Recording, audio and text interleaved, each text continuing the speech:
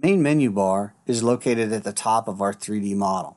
You'll notice that there are a series of buttons along the main menu toolbar. Any of these buttons can be identified by hovering our mouse over the individual button, and it'll tell us what the name is after a second. Going through these buttons, the first four we see are control buttons. The first button we have is the rotate button. This sets up our mouse so that a left click and hold will spin, a right click and hold will zoom, and both buttons and a hold will allow us to pan. However, we can individualize these options to just left click buttons, for example, if we're using a trackpad on a laptop. First one we have is the spin button. This does the left click and hold and allows us to spin. The next one we have is the pan button. You'll notice that it turns into a hand. We left click and we can pan. And the next one we have is a zoom button. When we click on that, you'll notice it turns into a magnifying glass. We left click and hold and we can zoom in and out.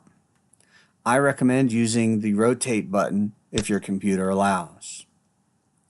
The next two buttons we have are the fly button and the camera properties button. We do not discuss these options in this course. However, if you want to look at them on your own, you can go to adobe.com and search for 3D model toolbar and you can find the information. The next button we have is a 3D measurements tool. If I want to do measurements, I select the 3D measurement tool. For example, let's say I want to measure the width of this door jamb. I use my mouse to manipulate the house to get to the door jamb to where I can see it. Once I get there, I select the 3D measurement tool.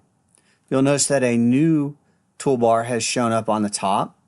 Whatever is blue has been selected, whatever is gray is not selected. So I can deselect items in the snaps, and I can select items in the measurements and deselect as well.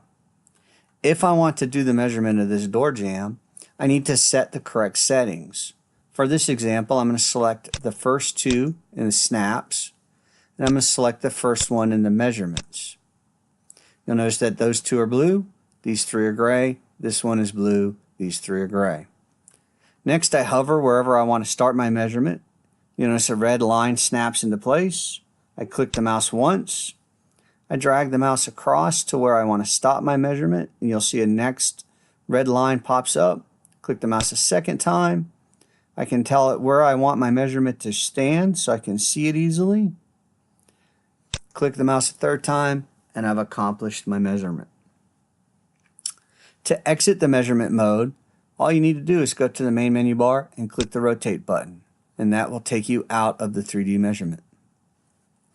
The next button we have is our 3D comment tool, where we can add a 3D comment. So let's say I want to make a note that says I did this measurement on the 1st of December. I click the 3D comment tool.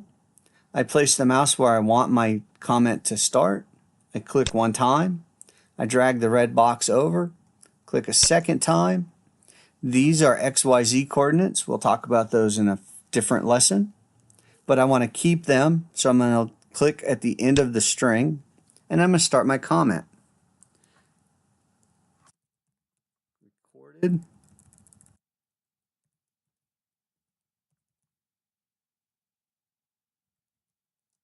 On 1 December 17.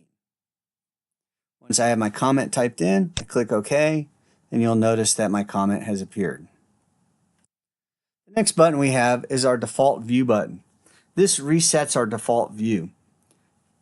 If I click this, you'll notice that my house goes back to the default view. It does some other things. It resets our check marks over here, reinstalls the ones that I've removed, and removes the ones that I've added. Go ahead and click the rotate button and then rotate my house up a little bit just so we can see the house. The next button we have are our drop down menu where we can see different things. If I want to see the measurements that I've just taken, I can go down to measurement view 8 and I'm able to zoom right back in to what my measurement was. It does a screenshot capture anytime we do a measurement or a 3D comment. We'll go ahead and click home again though to reset our screen. The next button we have is our toggle model tree. What this does is this will hide or show our model tree that's on the left. By deselecting it, you'll notice that our model tree has gone away. By reselecting it, you'll notice our model tree comes back. The next button we have is our play animation button. We do not discuss the play animation button in this lesson. If you want any more information on the play animation button, please go to adobe.com. The next button we have is our projection. We have two different types of projection. We have an orthographic projection and we have a perspective projection. The projection that you're seeing is opposite of the words that you see. So currently I'm in orthographic projection. If I want to be in perspective projection, I just select and you'll notice that I am now in perspective projection. It's recommended to be in orthographic projection. This way we can see our 3D item correctly in our two-dimensional environment. The next button we have is our model render mode. This allows us to change different ways that we see different things. For example, if I want to see a solid outline on all of my edges, I click on that and it'll allow me to see a solid outline on all of my edges. This gives us a really good depth perception of our 3D model in and of itself. Notice when we remove them, it looks more flat. And again, when we put them back in, we really get that depth of field in that 3D model. Some other options that may be useful are the wireframe. This will show you strength and weak points inside of your model. And you might want to see transparent. It'll kind of make everything where you can see through it so that you could see different parts of the house. You'll notice that we're able to see the chimneys all the way through when we're transparent. And when we go back to solid, you're not able to see them anymore. It's always recommended to be in solid outline. That way you get your nice depths.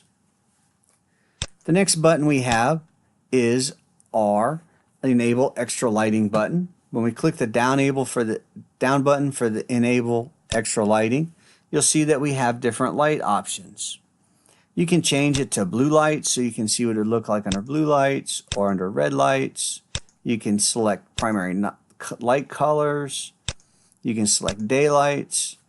Any of these options. This is very good if you have different color parts or different color model items that you're trying to see.